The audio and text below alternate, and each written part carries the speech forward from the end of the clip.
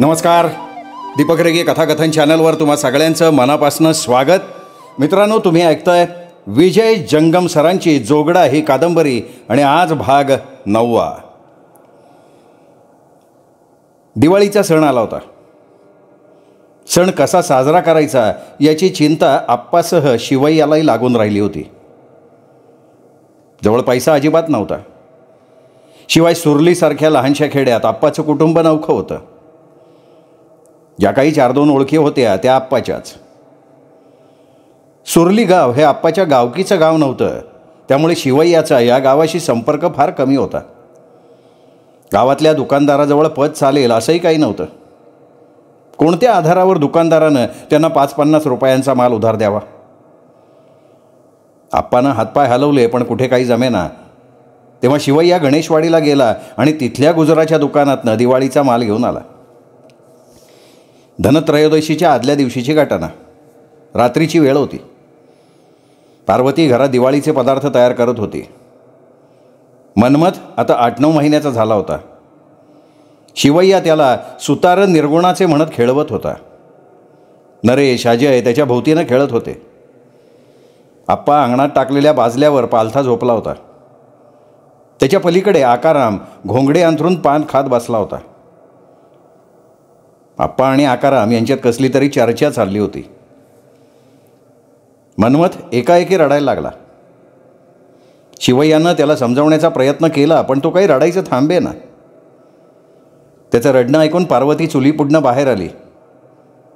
अंगणात काळोखात कोणीतरी उभं असलेलं तिला दिसलं. भाऊजी, पोराला द्या माझ्याकडं आणि ते कोण उभं राहिले तेवढं बघा की. शिवय्यानं झटकन मनमथला पार्वतीकडे दिलं आणि काळोखात उभा असणाऱ्या व्यक्तीला विचारलं, कोण आहे रे? असा काळोखात का उभा राहिला? पुढे या की. शिवय्याच्या आवाजानं आप्पा बाजल्यावर उठून बसला. पलीकडे आकाराम गुडघ्यावर उभा राहून अलीकडचा शोध घ्यायला लागला.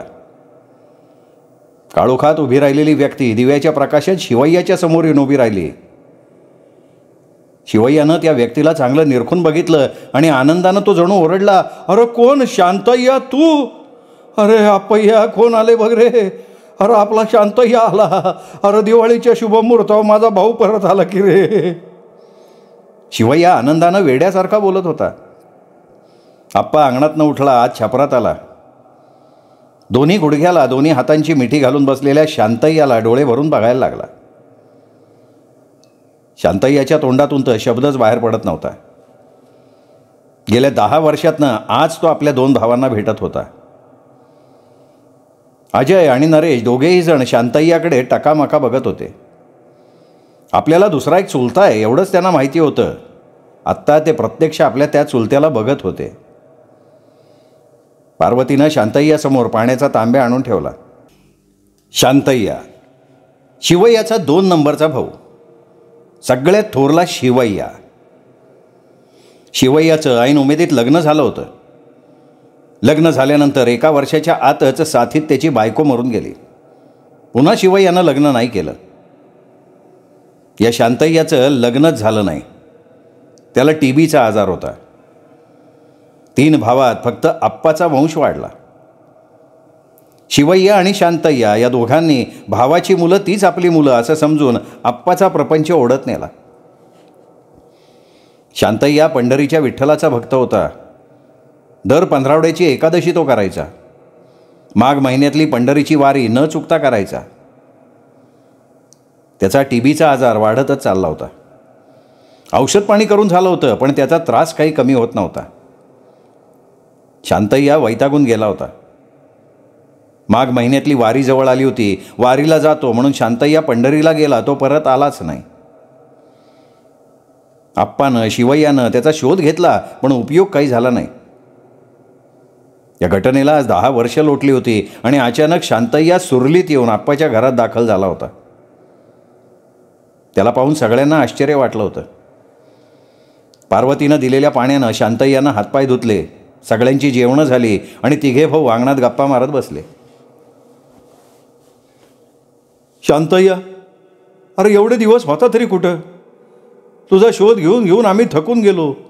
अरे आप्पानं सगळं पंढरपूर पालथं घातलं. मी चोहीकडे शोधाशोध केली. शेवटी नाईलाजानं बसलो बाबा.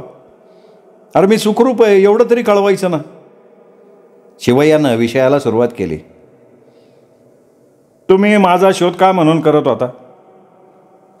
माझा काय उपयोग होणार होता का तुम्हाला? माघ वारीला गेलो तेव्हाच मी मनाचा पक्का विचार केला, आता परत यायचंच नाही. पांडुरंगाचं ध्यान करत त्याच्याजवळ राहून त्याची सेवा करायची. चंद्रभागेच्या पाण्यानं हे व्याधीग्रस्त शरीर रोज धुवून काढायचं आणि शेवटी हरी हरी करत हा देह तिथंच ठेवायचा. शांतय्यानं आपली कर्मकहाणी सांगायला सुरुवात केली. अरे पण मी 2 दिवस सगळं पंढरपूर धोंडाळलं ना, तू मला कसा नाही भेटला? आप्पानं त्याला विचारलं. पंढरपुरात मी कसला भेटतोय? तुम्ही माझा शोध 8-10 दिवसांनी सुरू केला असेल तेव्हा मी हनुमंत बुवाच्या मठात होतो, पंढरपूरपासून चांगला 12 मैल लांब. म्हणजे तुम्ही पंढरपुरात नव्हताच होय, आणि हे आपले लागले तुम्हाला शोधायला तिकडं? आणि हनुमंत बुवाच्या मठात जाण्यापेक्षा आपल्या घराला परत आला असता तर काय बिघडला असतो? पार्वतीने मध्येच तोंड घातलं. वहिनी, चंद्रभागेत आंघोळ करत होतो. वाळवंट लोकांनी फुलून गेलतं. चंद्रभागेच्या त्या थंड पाण्यातनं बाहेर यावंसं वाटत नव्हतं. तेवढ्यात एक जटाधारी बुवा आपल्या 4 शिष्यांसकट वाळवंटातनं नामाचा गजर करत चाललेला होता. त्याच्याकडे बघितलं आणि काय झालं समजायच्या आत मी त्याच्या पायावर डोकं ठेवलं. त्याला माझी सगळी कर्मकहाणी सांगितली. ती ऐकल्यावर त्याचं बी मन दुःखी झालं. पंढरपुरापासनं 12 मैलावर असलेल्या त्याच्या मठात मला तो घेऊन गेला. त्याच्या मठासमोर एक विहीर होती. त्या विहिरीच्या पाण्याने स्नान केल्यावर रोगी रोगमुक्त होतो अशी लोकांची समजूत आहे. गेली 10 वर्ष त्या पाण्याने आंघोळ केली मी. शांतय्यानं एका दमात सगळं सांगितलं. मग आता तब्येत बरी आहे ना? शिवय्यानं शांतय्याचं बोलणं मध्येच तोडून प्रश्न केला. कशाची बरी आणि कशाचं काय? उलट जास्तच खालावत चालली. शेवटी विचार केला मरायचंच आहे ना, मग आपल्या गोतावळ्यात जाऊन मरू. मग आलो पारगावला, तिथं सगळ्या घटना समजल्या, मग मी आलो इकडं. शांतय्यानं आपली कहाणी सांगितल्यानंतर कोणीच काही बोललं नाही. सकाळी लवकर उठावं लागणार म्हणून आप्पा जाऊन बाजल्यावर झोपला. पार्वती आत घरात गेली. शिवय्या आणि शांतय्या या दोघांनी अंगणात अंथरून टाकलं. सुरलीत राहायला येऊन आप्पाला 1 वर्ष होत आलं होतं. त्या वर्षात आप्पानं बरंच काही गमावलं होतं. बऱ्याच संकटांशी त्याला मुकाबला करायला लागला होता. आप्पा ईशर्थीनं त्या संकटाशी झुंजत राहिला होता. सगळ्या प्रपंचाचा इस्कोट या वर्षात झाला होता. सुरलीत आल्यावर आप्पानं दिवाळीचा सण साजरा केला, पण त्याच्या आयुष्यातली ही पहिलीच दिवाळी असेल की दिवाळीचे गोड पदार्थ त्याला कडू लागले. सुरलीत राहणं आप्पाच्या दृष्टीनं गैरसोयीचं होतं. पारगावशी संपर्क ठेवायचा, आसपासच्या गावातली गावकी बघायची, याशिवाय 3-4 मैल दूर असणाऱ्या शेतातनं रोज ये जा करायची. हे सगळं आप्पाच्या कुटुंबाला पेलण्यासारखं नव्हतं. त्यातल्या त्या थोडी समाधानाची बाब म्हणजे शांतय्याची होणारी मदत. शांतय्याला गावकीतलं काही येत नव्हतं.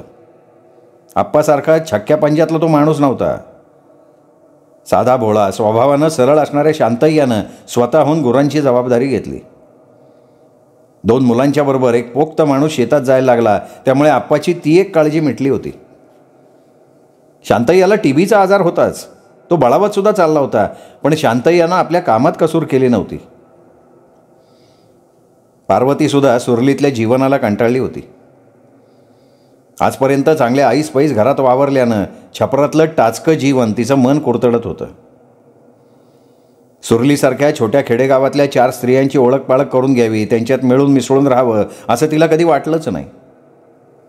रात्रंदिवस तिला बांधून घातल्यासारखं व्हायचं. शेतात जाऊन पाय मोकळे करून यावं म्हटलं तर शेताचा टप्पा तिच्या आवाक्या बाहेरचा होता.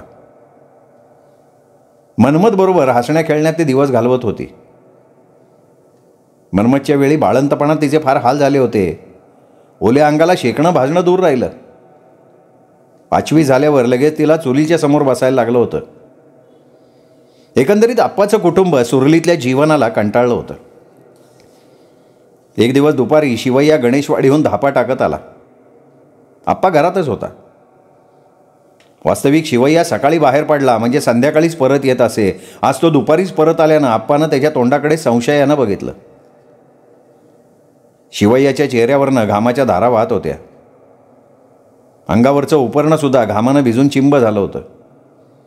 गणेशवाडी ते सुरली हे 5 मैलाचं अंतर न थांबता तो तुडवून आला होता हे स्पष्ट दिसत होतं. घरात येताच शिवय्यानं डोकीचा रुमाल काढला, उपरण्यानं डोकं पुसून घेतलं, अंगातला 12 बांधाचा शर्ट काढून घामानं भिजलेला अंग तो पुसायला लागला. आप्पा काहीही न बोलता त्याच्याकडे टक लावून बघत होता. आप्पा गणेशवाडीला जायला हवं आत्ता. शिवय्यानं काळजीच्या सुरात आप्पाला सांगितलं. आत्ताच जाण्यासारखं असं काय घडलं गणेशवाडीत? शिवय्याच्या बोलण्यातलं गांभीर्य आप्पाच्या लक्षात न आल्यानं आप्पा थोडंसं बेफिकिरीनं बोलला. उगा फाटं फोडत बसू नको, तिथं काय घडायला लागले ते प्रत्यक्ष जाऊन बघ, मग लक्षात येईन तुझ्या. आता मात्र आप्पा चढदिशी उठला. गणेशवाडीला काहीतरी गंभीर समस्या निर्माण झाली आहे याची त्याला जाणीव झाली. कारभारी आता गणेशवाडीला तर चाललोचे, पण त्या अगोदर काय घडले ते तर सांगा. जागेतली झाडं तुटायला लागलेत. जाऊन सगळ्यांना हात जोडून सांगितलं, बाबांनो ही झाडं माझी आहेत, ती तोडायच्या फांदात पडू नका. पण ऐकतंय कोण? सगळा गाव एका बाजूला. तुझा या गावात संबंधच काय? तुझी झाडं इथं आलीच कशी? उद्यापासून आमच्या गावात यायचं नाही अशा धमक्या दिल्यानं मला हाकलून दिलं. लवकर काहीतरी हालचाल करायला पाहिजे, नाही तर हाकनाक झाडं गमवून बसायची वेळ येईल. हे ऐकल्यावर आप्पानं खुंटीवरची डोपी टोक्यावर ठेवली आणि तो घराच्या बाहेर पडला. जंगम लोकांना निरनिराळ्या गावातनं वतन म्हणून किंवा इनाम म्हणून राहायला जागा आणि जमिनी सरकारनं दिल्या होत्या. त्या इनामाच्या मोबदल्यात जंगम लोकांनी त्या गावातली धार्मिक कृत्य, पूजा अर्चा करावी असा एक रिवाज होता. काही लोक असंही सांगत, शिवाजी महाराजांच्या काळात प्रत्येक इलाक्यात शिवाची मंदिरं बांधून त्याची देखभाल जंगम लोकांच्याकडे सोपवली होती आणि त्या बदल्यात जंगम लोकांना जमिनी, राहायला जागा दिल्या होत्या. जंगम समाज मुळातच संख्येनं कमी असल्यामुळे 3-4 गावचं इनाम एकेका जंगमला मिळालं होतं. त्या सर्व इस्टेटी जंगमांना सांभाळून ठेवणं शक्य नव्हतं. त्यातल्या काही जमिनी जंगम लोकांच्या आळशीपणाचा आणि अव्यवहारीपणाचा फायदा घेऊन इतरांनी लाटल्या होत्या. आता गावागावातनं कुठेतरी मोकळ्या जागा मात्र शिल्लक राहिल्या होत्या. कागदोपत्री कुठल्या जंगमच्या नावं कुठली जागा आहे याचा ठोस पुरावा सापडत नव्हता. फक्त ही जागा जंगमाची आहे हाच पुरावा उपलब्ध असायचा. अशीच एक जंगमाची जागा गणेशवाडीत होती. गणेशवाडीची गावकी पूर्वापार शिवय्याच्या घरात होती, त्यामुळे त्या जागेवर शिवय्या आपला हक्क सांगत होता. वास्तविक शिवय्याजवळ त्या जागेसंबंधी काहीही कागदोपत्री पुरावा नव्हता. जागा ज्या अर्थी जंगमाची आहे त्या अर्थी ती माझीच आहे असं शिवय्या सगळ्यांना सांगत होता. गणेशवाडीत प्राथमिक शाळा सुरू होऊन चांगली 6-7 वर्ष झाली होती. दिवसेंदिवस शाळेंची संख्या वाढायला लागली होती. मुलांची संख्या वाढायला लागली तशी त्यांची बसण्याची गैरसोय व्हायला लागली. म्हणून गणेशवाडीकरांनी शाळा बांधायचं ठरवलं. सगळा गाव श्रमदानाकरता तयार झाला. दगडमातीचा प्रश्न नव्हता. लाकडाची समस्या उभी राहिली तेव्हा काही चाणाक्ष मंडळींनी जंगमाच्या जागेत जी भली मोठी 3 लिंबाची झाडं होती ती वापरात आणावी असं सुचवलं. ती जागा जंगमाची नाही, गावठाण आहे असंही त्यांनी सांगून टाकलं. शाळेच्या कामाला सुरुवात होण्याअगोदरच ती झाडं तोडण्याकरता मजूर जंगमाच्या जागेत येऊन दाखल झाले. ही बातमी गणेशवाडीत आलेल्या शिवय्याला जेव्हा समजली तेव्हा त्यानं झाडं तोडणाऱ्या मजुरांना अडथळा केला. पण सगळा गाव गोळा झाल्यानं शिवय्याचं कोणी ऐकून घेतलं नाही. उलट त्याला तिथनं हाकलून लावला. शिवय्यानं ही बातमी आप्पाला जेव्हा सांगितली तेव्हा आप्पा जो थेट सुरलीहून निघाला तो गणेशवाडीत येऊन पोचला. जाग्यावर येऊन बघतो तर 3-4 मजूर झाडं पाडायच्या कामाला लागले होते. हे झाडं कोणाची पाडायला लागले रे तुम्ही? अगोदर काम बंद करा ना आपल्या घराला चालायला लागा, चला. आप्पानं मजुरांना दम भरला. मजुरांनी काम थांबवलं. आमचं काय बाबा, आम्ही कामगार गडी, काम कर म्हणलं केलं, नग म्हणलं सोडून दिलं. तुमचा वाद काय आहे ते आम्हाला माहिती नाही. गाववाल्यांनी आम्हाला हे झाडं तोडा म्हणलं म्हणून आम्ही कामाला लागलो. आता तुमचा वाद आहे म्हणल्यावर हे बघा आम्ही आमचं काम बंद करून टाकलं. त्या कामगारांच्यापैकी एक कामगार म्हणाला. बाकीचे कामगार हत्यारं टाकून बाजूला झाले. गावानं सांगितलं म्हणून तुम्ही माझ्या जमिनीतली झाडं तोडायला लागला? गावानं तरी विचार करायचा का? दिसलं झाड का घाव घालायला सुरुवात करायची. आप्पाच्या तोंडाचा पट्टाच चालू होता. अरे जागेचा मालक कोण आला रे तो? एवढा तावानं बोलायला लागला. कुठल्या इनामदाराचा बच्चा आहे हो? बाजीराव निकम परड्यातनं बाहेर पडून तावानं बोलत येत होता. सकाळी तुझ्या भावाला सांगितलं ना तुमचा इथं काही संबंध नाही म्हणून. आणि परत तू कशाला आलं इथं? ए गायबे उठ, कामाला लाग. असं कोणी बी भोरटा इथं येईल दम द्यायला लागेल म्हणून काय तुम्ही काम बंद करणार होय रे? बाजीराव, मी झाडं तोडू देणार नाही. आप्पानं बाजीरावाला ठामपणे सांगितलं. अरे पण का? कारण ती जागा माझ्या जागेतली आहेत. या झाडावर मालकी माझी. ती झाडं गावाला तोडता येणार नाहीत. आप्पाचा आणि बाजीरावचा वाद चालू होता. दोघांच्या आवाजानं आसपासची बरीच लोक गोळा झाली. सगळ्या गावात ही बातमी पसरली. पारगावचा जंगम झाडं तोडायला आडवा पडलाय म्हटल्यावर गावातली प्रमुख मंडळी तिकडे निघाली. लोकांचा लोंढाच्या लोंढा येत असलेला बघून बाजीरावाला जास्त जोर चढला. आता हे गावातली करती माणसं आल्यात, त्यांना काय सांगायचं ते सांग. उगा आपलं कुठनं तरी भाजदेशीने ओठलाय आणि लागला माझी जागा आहे माझी जागा आहे म्हणायला. अशा फुकटात जागा मिळाल्या म्हणजे लय झालं. बाजीरावाची बडबड चालू असताना रंगराव दादानं मध्ये तोंड घातलं. बाजीराव, तू जरा ग बस.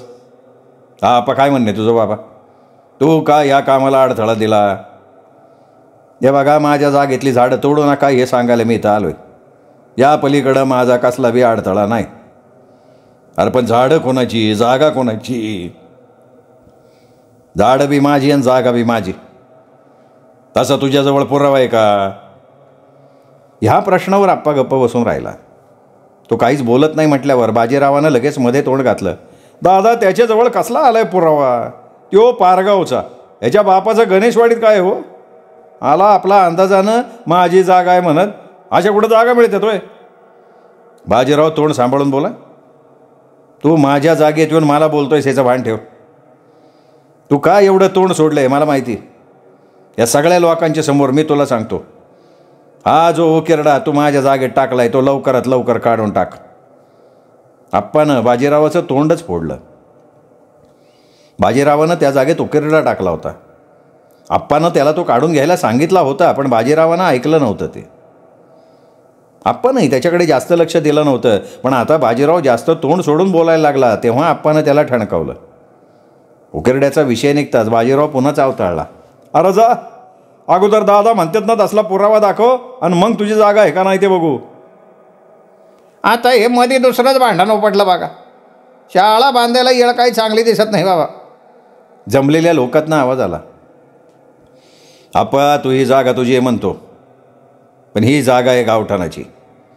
त्या जागेवर ही जी 3 झाडं आहेत ती गावाच्या मालकीची आहेत. गावानं शाळा बांधायला काढली. गावाच्या या विधायक कार्यात तू अडथळा आणतोयस, योग गुन्हा होतोय.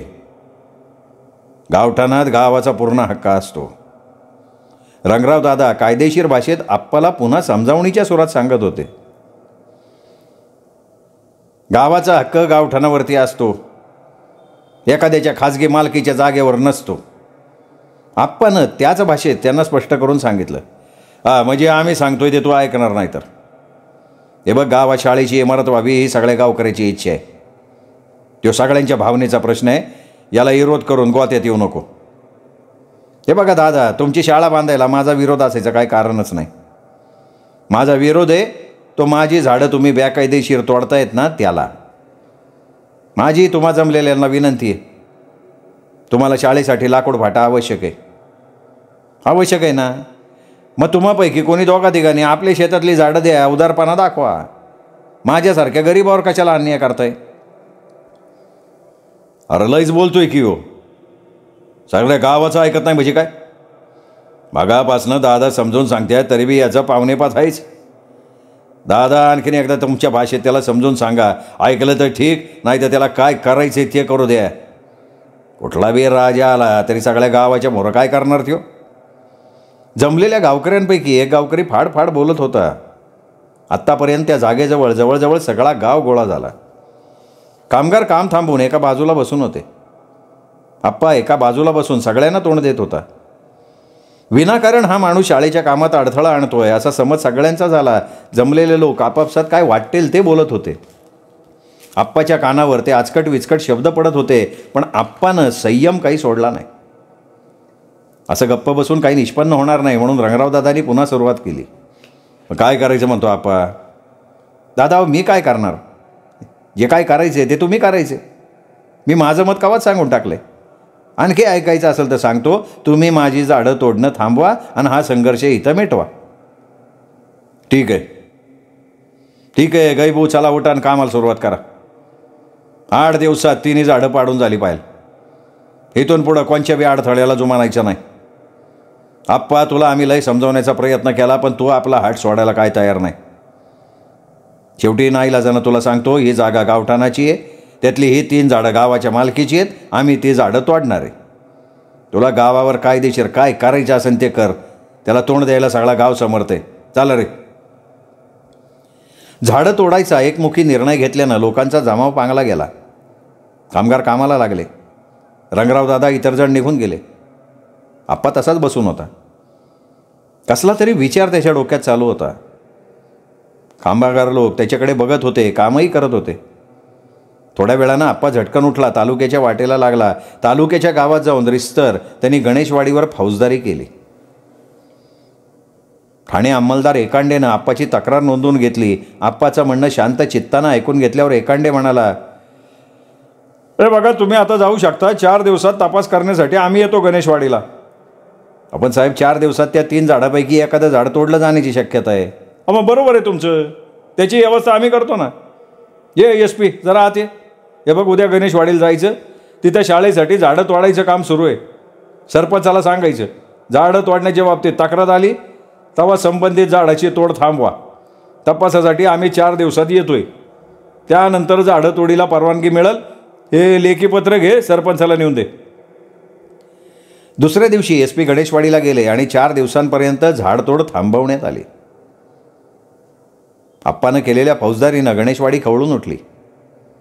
बाजीराव थोडा जास्तच भेदरला.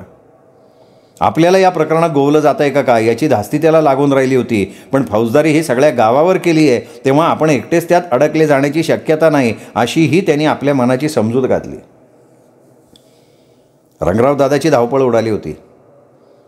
गावाचं उपलब्ध असणारं रेकॉर्ड त्यांनी चाळून बघितलं. गावठाणाच्या जागा तपासून बघितल्या, पण योग्य नोंद त्यांना आढळून आली नाही. आप्पानं फौजदारी गावावर केली असली तरी या प्रकरणात रंगराव दादाच जबाबदार व्यक्ती होती. त्यामुळे या प्रकरणात त्यांना जबाबदार धरलं जाण्याची शक्यता होती. शिवाय आप्पाची फौजदारी करण्यापर्यंत मजल जाईल असंही त्यांना वाटलं नव्हतं. असं वाटण्याचं कारण एक होतं, ते म्हणजे आप्पाजवळ ती जागा स्वतःची आहे असं दाखवणारा कुठलाही पुरावा उपलब्ध नसावा. दादाचे हे सगळे अंदाज चुकीचे ठरले होते. सगळ्या गावाला भिवून आप्पा गप्प बसेल असं त्यांना वाटलं होतं, पण प्रत्यक्षात निराळं घडलं होतं. रंगराव दादांनी गावातल्या प्रमुख लोकांच्या बरोबर या विषयावर चर्चा केली आणि त्या सगळ्यांनी एकच निर्णय घेतला की काही झालं तरी ही गावठाणाची जागा आहे, त्यावर गावाचा हक्क आहे असं येणाऱ्या अधिकाऱ्याला ठासून सांगायचं. येणाऱ्या पोलीस अधिकाऱ्याला गावाचं ऐकून घ्यावंच लागेल. सगळ्यांनी हा निर्णय घेतला. तयारीला लागले. पोलीस ठाण्यानं दिलेला तपासाचा दिवस उजाडला. सकाळी 8 वाजल्यापासून सिद्धनाथाच्या देवळासमोर गावातले लोक एकत्र यायला सुरुवात झाली. आदल्या दिवशी सायंकाळी वळिवाचा पाऊस जोरात कोसळला होता. ओढे नाले पाण्यानं भरून वाहत होते. रस्त्यावरून अजून पाण्याची डबकी साचलेली दिसत होती. पोलीस अधिकारी आज तपास करायला येतील किंवा नाही याची शंका वाटायला लागली होती. ऐनवेळी धावपळ नको म्हणून देवळाच्या जवळ असणाऱ्या चावडीत मोठी सतरंजी अंथरली होती. त्यावर एक लहानशी गादी पांढऱ्या शुभ्र बेडशीट सकट अंथरून ठेवली होती. भिंतीला लागून एक तक्क्या समोर एक डेस्क ठेवलं होतं. हॉटेलवाल्या कदमला अगोदरच स्पेशल चहाची ऑर्डर देऊन ठेवली होती. भोजनाची व्यवस्था रंगरावदादांनी केलीच होती.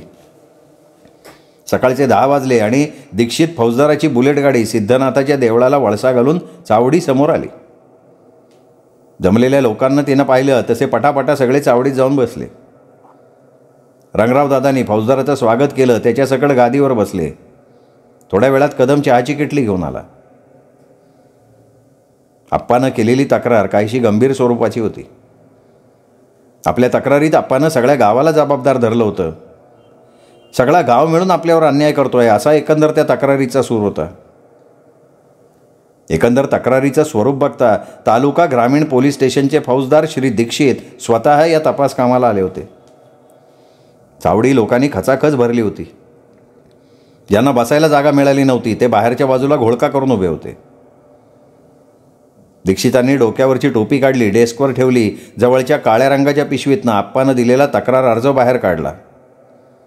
तक्रारीतले मुद्दे सांगण्यापूर्वी त्यांनी चौकशी केली. आप्पा जंगम हजर आहे का? एका कोपऱ्यात आप्पा आणि शिवय्या बसले होते. आप्पानं हात वर करून आपण उपस्थित असल्याची खूण केली. आता गावकरी हो, आप्पा जंगमानं आपल्या तक्रारीत म्हटलं आहे, गणेशवाडीत माझ्या स्वतःच्या मालकीची एक जागा असून त्या जागेत लिंबाची 3 झाडं आहेत. साऱ्या गावानं मिळून ती जागा गावठाण समजून ती 3 झाडं तोडण्याचा घाट घातला आहे. मी त्यांना झाडं न तोडण्याची वरचेवर विनंती केली असतानासुद्धा मला अपशब्द वापरून माझी मानहानी करून ती झाडं आम्ही तोडणारच अशी भाषा वापरल्यानं नाईलाजानं मला माझ्या इस्टेटीचं रक्षण करण्यासाठी तुमच्याकडे धाव घ्यावी लागते आहे. आपण परिस्थितीची पाहणी करावी, मला न्याय द्यावा. तर मंडळी, ही आप्पा जंगमानं दिलेली तक्रार आहे. यावर तुम्हा गावकऱ्यांची काय प्रतिक्रिया आहे ती सांगायला हरकत नाही. दीक्षित आप्पाची तक्रार वाचून दाखवताच चावडीत शांतता निर्माण झाली. थोडा वेळ कोणी काही बोललं नाही. रंगराव दादांनी घसा साफ केला. ते बोलायला लागले. साहेब, हा आप्पा जंगम मूळचा पारगावचा. गणेशवाडीशी तसा त्याचा काही संबंध येत नाही. याचा भाऊ शिवय्या भिक्षुकीचा धंदा करतो. गणेशवाडीतले धार्मिक विधी, पूजापाठ शिवय्या आजपर्यंत करत आलाय. त्या बदल्यात गावकरी त्याच्या पोटापाण्याची व्यवस्था करतात.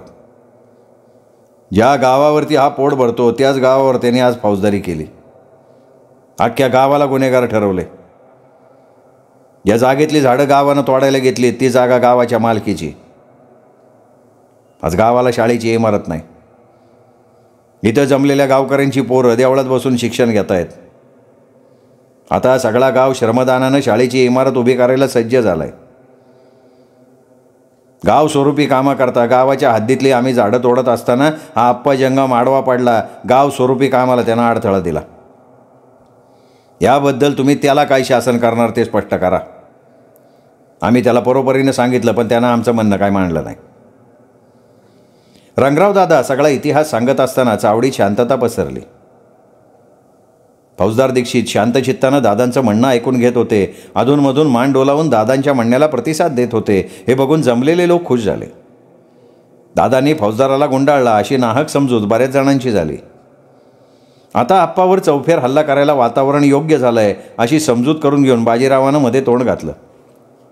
साहेब, माझं बी अडाण्याचं 4 शब्द ऐकून घ्या. या जागेसंबंधी वाद चालू आहे. तिच्या लगत माझा पारडा आहे. पारड्याजवळच्या जागेत मी उकिरडा टाकला आहे. गेली 4 वर्ष झालं ती जागा माझ्या वापरात आहे. हा आप्पा जंगम मला सारखी तंबी देतो, माझ्या जागेतला तुझा उकिरडा काढून टाक. यो तगादा त्यांनी माझ्या मागच लावलाय. त्यासाठी त्याला आपण काहीतरी समज द्या असं माझं अडाण्याचं तुम्हासनी सांगणं आहे. साहेब, आमच्या गावची लोक लई चांगली बरं का. असं परगावच्या माणसानं दुसऱ्या गावात कोण बी खपून घेणार नाही. उगा आम्ही त्याला स्वामी म्हणून त्यांच्या पायावर डोकं ठेवतो म्हणून लोक गप बसली. सगळ्या गावाचं ऐकायचं नाही म्हणजे काय? हां, जमलेल्या लोकातनं एकानं आपला विचार बोलून दाखवला. तावडीत आता चैतन्य आलं होतं. फौजदाराच्या स्वभावाचा काहीसा अंदाज लोकांना आला होता. त्यामुळे सुरुवातीला जे गांभीर्य होतं ते नष्ट होऊन खेळीमेळीचं वातावरण तयार व्हायला लागलं. फौजदार आता गावाची बाजू घेऊन आप्पाला चांगला झाप येईल असा अंदाज बऱ्याच जणांनी केला. साहेब, जे काही सांगायचं आहे ते गावाच्या वतीनं मी तुम्हाला सांगितलं. आमचं सार्वजनिक काम आज खोळंबून पडले, तेही एका पारगावच्या माणसाच्या हट्टापायी. त्याचा काय निर्णय घ्यायचा तो या लोकांच्या समोर घेऊन टाका, म्हणजे आमची माणसं कामाला लागतील. रंगराव दादांनी पुन्हा एकदा आपला मुद्दा स्पष्ट केला. पुन्हा वातावरण शांत झालं. दीक्षित फौजदारांनी आप्पा आणि शिवय्या ज्या कोपऱ्यात बसले होते तिकडे बघितलं. त्याबरोबर सगळ्यांच्या नजरा आप्पांवर रोखल्या गेल्या. आप्पा. फौजदारांनी आवाज दिल्याबरोबर आप्पा उठून उभा राहिला. त्यांनी फौजदाराला नमस्कार केला. हे गावकरी लोक सांगतायत ते खरं आहे? फौजदारांनी आप्पाला प्रश्न केला. साहेब, जे सांगितलं गेलं त्यातलं अर्ध सत्य आहे ना अर्ध खोटं आहे. आप्पाच्या या विधानावर रंगराव दादासकट सगळेजण आप्पाकडे डोळे वटारून बघायला लागले. ठीक आहे ना, मग त्यातलं सत्य कोणतं आणि खोटं कोणतं तेही सांगून टाक. दीक्षितांनी आप्पाला पुन्हा बोलतं केलं. गावकरी त्या जागेतली झाडं तोडायला लागलीत हे सत्य आहे. मात्र ती झाडं गावाच्या मालकीच्या जागेतली आहेत हे जे सांगितलं गेलं ना ते खोटं आहे. मग ती जागा कोणाच्या मालकीची आहे असं तुला वाटतंय आप्पा? ती जागा जंगमाच्या मालकीची आहे. गणेशवाडी गाव हे माझ्या गावकीचं गाव आहे. माझे पूर्वज इथं गावकी करत आलेत. आजपर्यंत या गावात दुसरा कोणी जंगम आलेला नाही, म्हणून ती जी जंगमाची जागा आहे ती जागा माझी आहे. तुझ्या म्हणण्यानुसार ती जागा जंगमाची आहे असं आपण गृहीत धरलं तर ती जागा दुसऱ्या कुठल्या तरी जंगमाची नसेल कशावरनं? अहो ती जागा मी सोडून इतर कुठल्या जंगमाची असती तर तक्रार त्यांनी केली असती. तशी तक्रार तुमच्याकडे आलीच नाही ना. तक्रार मी केली कारण ती जागा माझी आहे. यावरून जागेची मालकी कोणाची हे स्पष्ट दिसतंय. आप्पानं दिलेलं सडेतोड उत्तर ऐकून फौजदारही थोडेसे चक्रावले. हा माणूस तितका भोळा नाही याची जाणीव त्यांना क्षणात झाली. बागासाहेब, अजून या माणसाची भाषा नरमायची नाहीचे. नुसती जागा माझी म्हणलं का झालं का? तिला काय आई बाप लागतो का नाही? बाजीरावाला गप्प बसवतच नव्हतं. संधी मिळेल तेव्हा तो मध्ये तोंड घालून आपलं अस्तित्व दाखवून देत होता. बाजीराव, ती जागा नुसती माझी आहे, माझ्या मालकीची आहे असं नाही म्हणत मी. तिचा आईबापसुद्धा माझ्याजवळ आहे. हाय तर मग दाखव साहेबाला. नुसतं तोंडानं कशाला बोलतो? जागाचा मालक असा घुम्यावानी बसून नाही राहत. अरे एखाद्यानं मागाशीच गावाच्या तोंडावर पुरावा फेकला असता. आप्पा, जागा तुझी आहे ना? दीक्षितांनी आप्पाला निर्णायकी प्रश्न विचारला. हा साहेब, जागा माझीच आहे. मग त्यासंबंधी काही पुरावा आहे?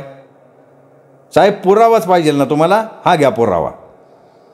आप्पा लोकांमधनं दीक्षितांच्या जवळ गेला. खिशातनं एक कागद काढला. तो त्यांना देऊ केला. दीक्षितांनी तो कागद वाचला. आप्पांकडे सहानुभूतीनं बघितलं. दीक्षितांच्या चेहऱ्यावर झालेला बदल सगळ्या लोकांच्या लक्षात आला आणि सगळे आश्चर्यचकित झाले. आप्पानं भावनेच्या भरात गणेशवाडीवर फौजदारी केली होती, पण पुन्हा त्याला पश्चात्ताप झाला होता. आपण कुठल्या आधारावर ही फौजदारी केली याची चिंता त्याला लागून राहिली होती. त्या जागेसंबंधी आप्पाजवळ कसलाही ठोस पुरावा नव्हता. आजपर्यंत त्या जागेच्या संदर्भात कुठलाही कायदेशीर व्यवहार आप्पानं केला नव्हता. सगळ्या गावाचा रोष ओढवून आपली फुकटची बेइज्जती होणार यात तीळ मात्र शंका नाही असं त्याला वाटत होतं.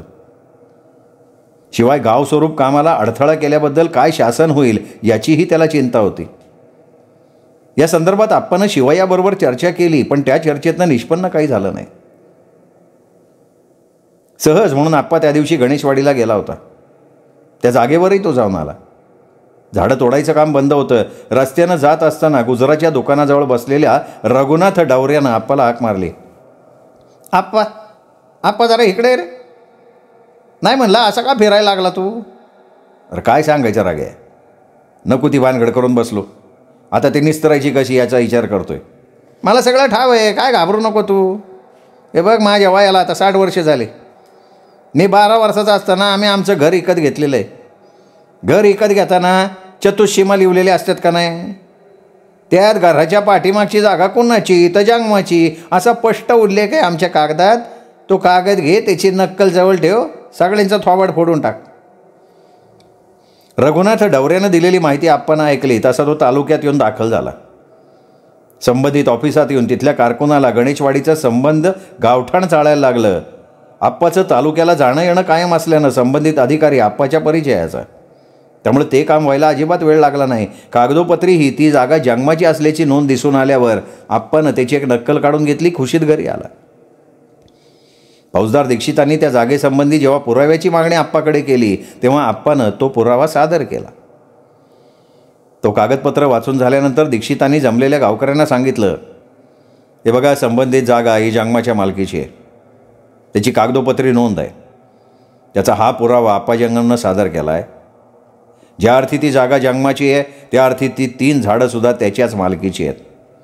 गावानं ती झाडं तोडणं बेकायदेशीर आहे आणि तसा प्रयत्न झाला तर संबंधितांवर कायदेशीर कारवाई होऊ शकते.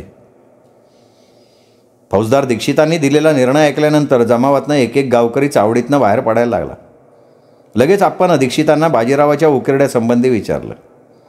दीक्षितांनी बाजीरावाला पुढे बोलून घेतलं. तुझा उकिरडा या जंगमाच्या जागेत आहे? पण साहेब, 4 वर्ष मी त्या जागेत खत टाकतोय साहेब. मी त्या जागेत तू किती वर्ष खत टाकतोयस हे नाही विचारलं.